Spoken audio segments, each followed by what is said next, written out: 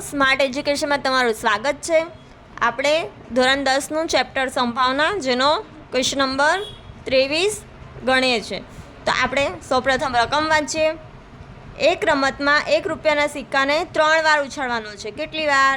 1 રૂપિયાના સિક્કાને 3 વાર અને તેના પરિણામ દર વખતે નોંધવાના છે। જો તમામ વખતે સિક્કો ઉછાળતા સરખું પરિણામ મળે એટલે કે 3 વખત છાપ 3 વખત કાંટા તો હનીફ રમત જીતી જાય, અન્યથા હારે છે। તો હનીફ રમત હારે તેની સંભાવના શોધવાની છે।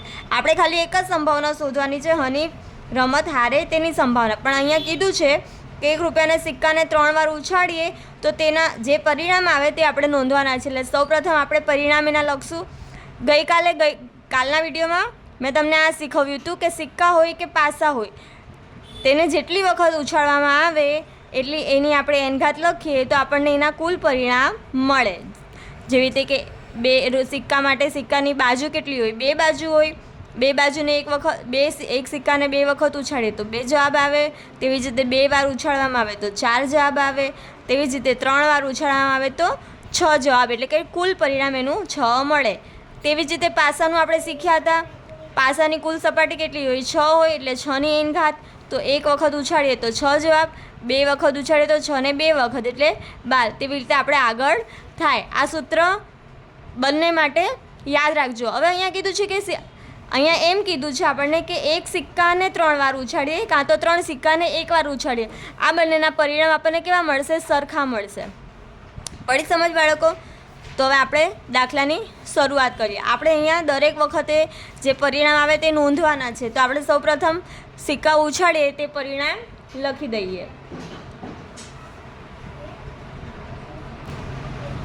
તો આપણે અહીંયા લખીએ, બંને વખત પહેલાં સેમ લખી દઈએ, H સોરી,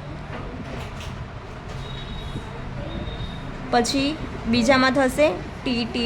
હવે આ H અને Tનો મતલબ ન ખબર હોય તો આપણે અહીંયા લખી દઈએ કે છાપને શું કહેવાય બાળકો?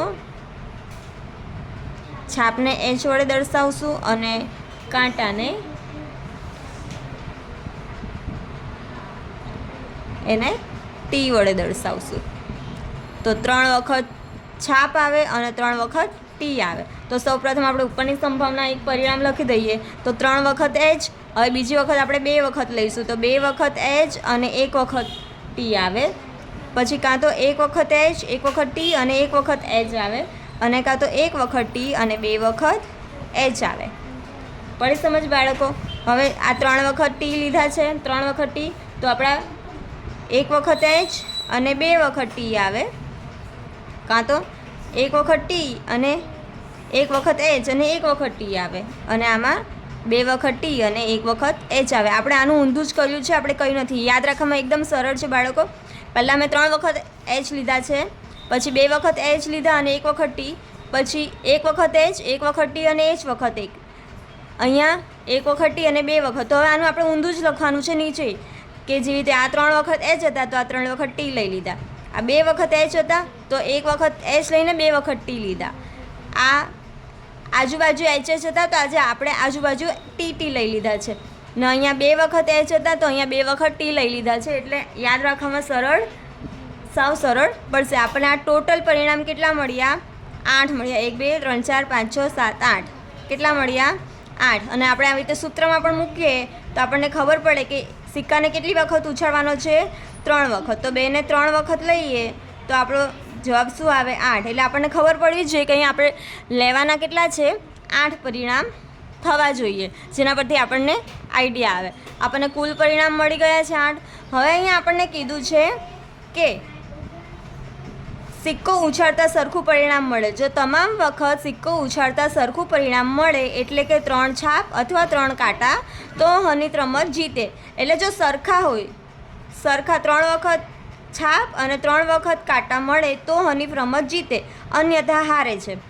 તો હનીફ રમત હારે તેની આપણને પૂછ્યું છે, હનીફ રમત હારે તેની સંભાવના શોધવાની છે। એટલે જીતે તે આપણા 2 કટ થઈ જશે, એટલે આપણે અહીંયા લખી દઈએ ઘટના એ શું થશે? હનીફ રમત હારે।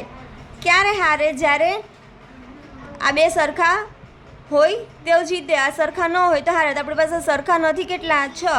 8માંથી આપણે ટોટલ 8 છે એમાંથી બાદ કરી દઈશું 2. તો આપણે લખી દઈએ ઘટના એ થવાના પરિણામ બરાબર 6. કેવી રીતે આવ્યા કે 8માંથી 2 બાદ કરી દીધા, ટોટલ 8 છે એમાંથી આ 2 સરખા બાદ કરી દીધા, એટલે આપણો જવાબ આવશે 6. તો આપણે પી એ બરાબર ઘટના એ થવાના પરિણામ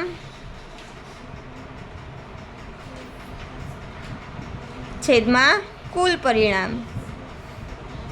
ઘટના એ થવાના પરિણામ આપણી પાસે 6 છે અને કુલ પરિણામ આપણી પાસે કેટલા છે? 8 છે. તો આપણે લખી દઈશું 6/8. કોમન છે એ કટ કરી દઈશું તો 3 દુ 6 અને 4 દુ 8. તો આપણી પાસે 3/4 રહેશે. દાખલો સાવ ઇઝી છે બાળકો, ખાલી આપણને આ પૂછ્યું છે જે આપણે એક્ઝામમાં પણ કરવું ફરજિયાત છે અને જે યાદ રાખવામાં પણ ઇઝી જ છે, આવડી જશે. હવે આપણે જોઈએ દાખલા નંબર 24. હવે આપણે જોઈએ ક્વેશ્ચન નંબર 24. પાસાને 2 વખત ઉછાળવામાં આવે છે તો પહેલું એક પણ વખત ઉપરના પૃષ્ઠ પર 5 મળે નહીં અને બીજું ઓછામાં ઓછી 1 વખત ઉપરના પૃષ્ઠ પર 5 મળે તેની સંભાવના કેટલી? આપણે 2 સંભાવનાઓ શોધવાની છે. અહીં આપણને સૂચન આપ્યું છે એક પાસાને 2 વાર ઉછાળવો અને 2 પાસાને એક સાથે ઉછાળવા, એ બંનેને એક જ પ્રયોગ ગણવામાં આવે છે. એટલે તમે 2 પાસા લો, એને એક વખત ઉછાળો, કાં તો એક પાસાને 2 વાર ઉછાળો, બંનેનું પરિણામ શું આવે? સેમ, એટલે કે સરખા આવે છે. તો સૌપ્રથમ આપણે આના પરિણામ જોઈએ. તો આપણી પાસે પાસા કેટલા છે? પાસાને 2 વખત ઉછાળ્યો છે એટલે એક પાસાને 2 વખત ઉછાળ્યો છે તો પણ સેમ જ આપણે લખશું કે એક પાસાની સપાટીઓ કુલ કેટલી હોય? 6 હોય અને 2 વખત ઉછાળીએ એટલે આપણે એની 2 ઘાત લઈ લે તો 6 ને 2 વખત એટલે 36. એટલે આપણા કુલ પરિણામ કેટલા થશે?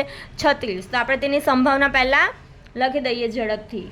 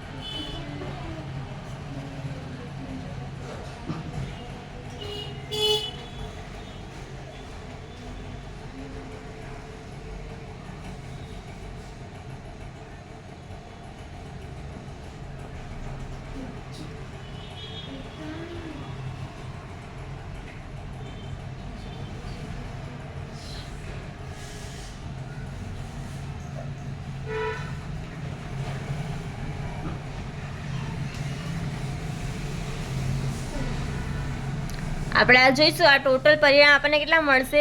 આ 36 મળશે. હવે આપણે એમાં પહેલી સંભાવના જોઈએ કે એક પણ વખત ઉપરના પૃષ્ઠ પર 5 મળે નહીં, એટલે કે જેનો આપણને જે આ પૃષ્ઠ એટલે આપણને આ જે પરિણામ છે તેમાં 5 ન આવે તેની સંભાવના જોવાની છે. તો આમાં કયા 5 નંબર આપણને નંબર કીધો છે, સરવાળો તફાવત એવું નથી કીધું, આપણને 5 કીધું છે એટલે 5 એટલે કે નંબર. તો કયો નંબર આપણને નથી દેખાતો તેવા કયા છે? તો આપણે શું કરશું? જે દેખાય છે ને પહેલાં એ ગણી લઈએ. કયા દેખાય છે? 1 2 3 4 5 6 અને આ 5ની આખી લાઈન 6 7 8 9 10 ને 11. આપણને ટોટલ દેખાય છે કેટલા? 11. તો 36માંથી 11 આપણે શું કરી દઈશું? બાદ કરી દઈશું. એટલે આપણને ખબર પડી જાય ને કે કયા નથી દેખાતા. તો આપણે 36માંથી 11 બાદ કરી દઈએ તો શું આવે? 6માંથી 1 જાય તો 5 અને 3માંથી 1 જાય તો 2, એટલે કેટલા ન દેખાય એમાં કેટલા થયા?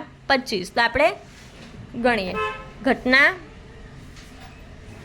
એ બરાબર પૃષ્ઠ પર 5 મળે નહીં. તો આપણે એની સંભાવના લખી દઈએ, પહેલાં પરિણામ લખી દઈએ. ઘટના એ થવાના પરિણામ શું છે? ઘટના એ થવાના ટોટલ 36 છે. 36માંથી 11માં 5 નથી દેખાતા તો કેટલામાં દેખાય છે? 25માં દેખાય છે. તો આપણે લખી દઈએ પી એ બરાબર ઘટના એ થવાના પરિણામ છેદમાં કુલ પરિણામ. ઘટના એ થવાના પરિણામ કેટલા છે? 25 છે અને કુલ પરિણામ કેટલા છે? 36. આમાંથી કંઈ જ કોમન નથી એટલે કંઈ કટ થશે નહીં, એટલે આપણે પી એ બરાબર શું જવાબ આવશે? 25/36. હવે આપણે ઘટના બી લખીએ. ઘટના બી શું છે? ઓછામાં ઓછી એકવાર ઉપરના પૃષ્ઠ પર 5 મળે. ઓછામાં ઓછી એકવાર પૃષ્ઠ પર 5 મળે. પડી સમજ? હવે 5 મળે તેની સંભાવના શોધવાની છે. આપણે અહીંયા જોયું કયા નંબર પર 5 મળે છે. આપણે સૌથી પહેલાં એ જ જોયું હતું. તો આપણને 11 કેટલી વખત? 11 વખત 5 મળે છે. એક આખી 5ની લાઈન અને 5 ને 1 2 3 4 5 6 અને આ ઊભી લાઈન 6 પછી 7 8 9 10 અને આ એક 11. 11 ઉપર આપણને 5 મળે છે. તો આપણે લખી દઈશું ઘટના બી થવાના પરિણામ કેટલા છે? 11. તો આપણે અહીંયા લખી દઈશું પીબી બરાબર ઘટના એ થવાના પરિણામ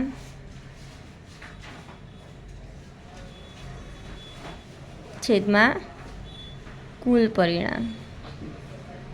ઘટના એ થવાના પરિણામ છે આપણા 11 અને કુલ પરિણામ છે 36. અહીંયા પણ કંઈ કોમન નથી એટલે કંઈ ઉઠશે નહીં. તો આપણે પીબી બરાબર કેટલા આવશે? 11/36. ખબર પડી બાળકો? આપણું ચેપ્ટર અહીંયા ઓવર થાય છે. મને આશા છે કે તમને આ ચેપ્ટરમાંથી ઘણું શીખવા મળશે. તો આગળના ચેપ્ટરનો વિડીયો જોવા આગળનો વિડીયો જોજો.